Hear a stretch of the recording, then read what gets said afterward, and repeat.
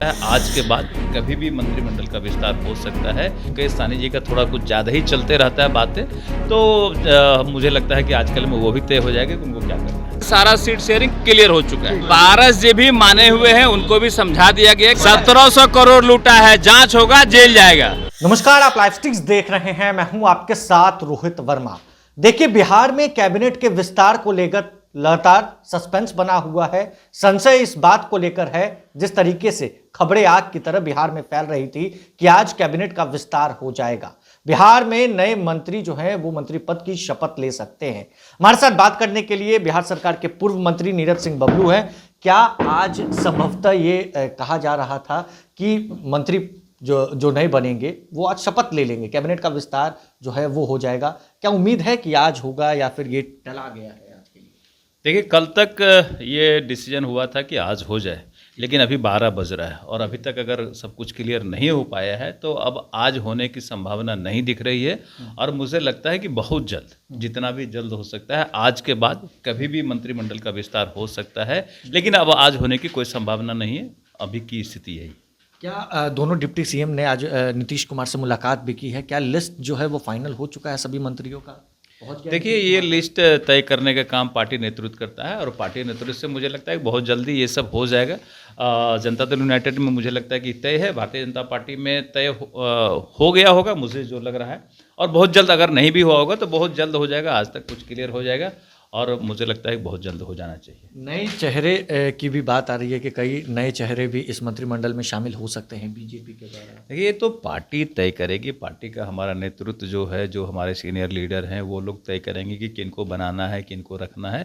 लेकिन जो होगा वो बेहतर होगा, वो राज्य के भविष्य के लिए होगा और निश्चित रूप से सबों का ध्यान में रखते हुए, चाहे वो युवा हो, महिला हो, सभी समाज के लोग हो, सबों का ध्यान में रखते हुए विस्तार किया जाएगा, जिससे सभी लोग संतुष्ट रहेंगे। सीए को लेकर लगातार तेजस्वी यादव के साथ साथ कई विरोधी जो है वो सवाल खड़ा कर रहे हैं कि पीएम मोदी ने ये सही नहीं किया।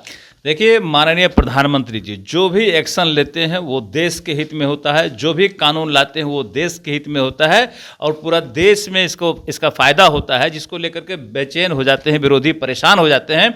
विरोधी को लगता है कि बचा खुचा जनाधार भी हमारा ख़त्म होने वाला है, इसलिए अनाप शनाप बयान देते हैं। लोग कहते हैं कानून बन गया, ये नागरिकता खत्म हो जाएगा। उनको ये पता नहीं, इतना बुद्धि नहीं है कि ये कानून जो है नागरिकता खत्म करने के लिए नहीं, नागरिकता देने का कानून है। जो भी दूसरे देशों के अल्पसंख्यक आए हैं उनको ये रहने का, देने का नागरिकता का कानून है। और इस चीज़ से वो परेशान हो रहे हैं कि उनके मन के लायक नहीं हुआ, तो हर कुछ उनके मन के लायक थोड़ी होगा। जो दूसरे देश के हमारे शरणार्थी हैं, जो अल्पसंख्यक हैं, जिनको दूसरे देशों में प्रताड़ित किया गया है, वो अगर हमारे देश में है तो उनको सम्मान दिया जा रहा है, उनको नागरिकता दिया जा रहा है। इन चीज़ों से वो परेशान हो रहे हैं कि उनको लग रहा है कि ये सारा वोट बैंक की बात है, सारा वोट बैंक बीजेपी को चला जाएगा, इसलिए तरह तरह के अनर्गल प्रलाप कर रहे हैं। चिराग पासवान की मुलाकात हुई कल जो है जेपी नड्डा जी से। फिर उसके बाद ये कहा जा रहा है कि पशुपति पारस की जो गुट है वो नाराज चल रही। देखिए, चिराग पासवान जी का सब कुछ तय हो गया है।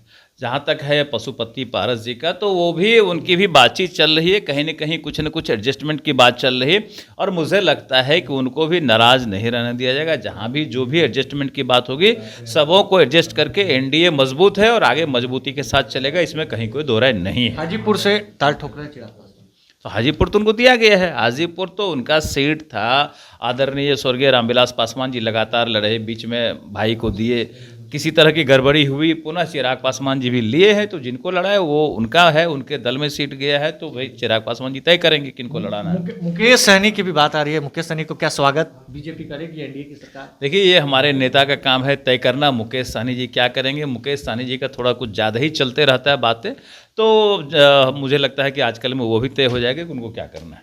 सीमांचल और कोसी को लेकर आपने मांग की है कि पार्टी अपने उम्मीदवारों को उतारे सीमांचल और कोसी में।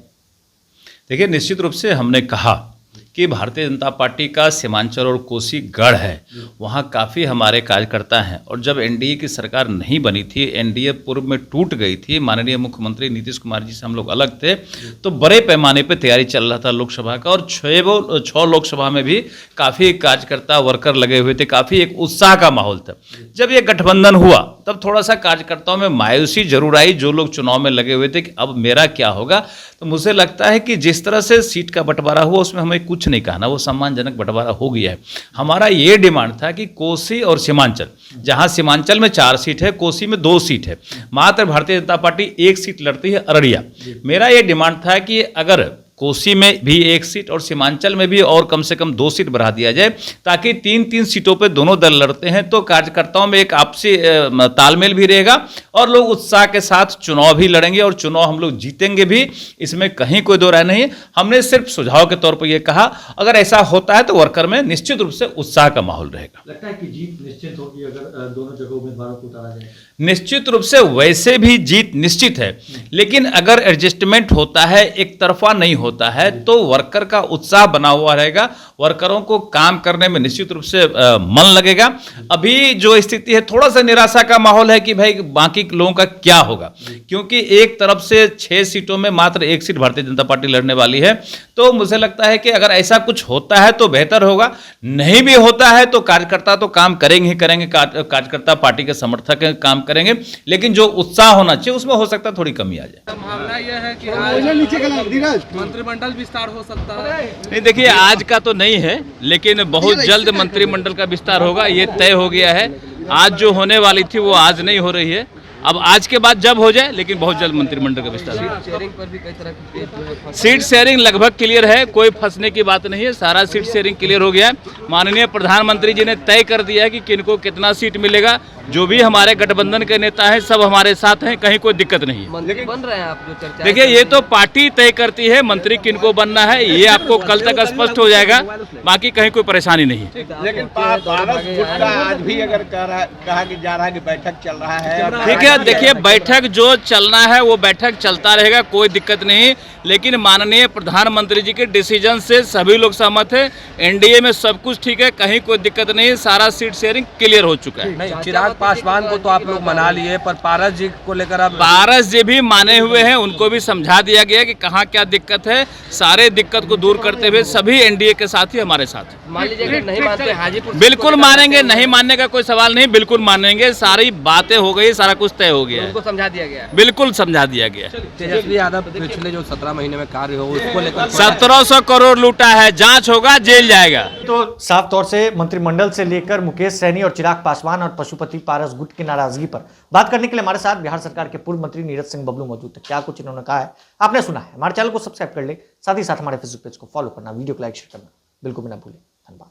आज के बाद कभी भी मंत्रिमंडल का विस्तार हो सकता है, मुकेश सहनी जी का थोड़ा कुछ ज़्यादा ही चलते रहता है बातें, तो मुझे लगता है कि आजकल में वो भी तय हो जाएगा कि उनको क्या करना है। सारा सीट शेयरिंग क्लियर हो चुका है, पारस जी भी माने हुए हैं, उनको भी समझा दिया गया। 1700 करोड़ लूटा है, जांच होगा, जेल जाएगा।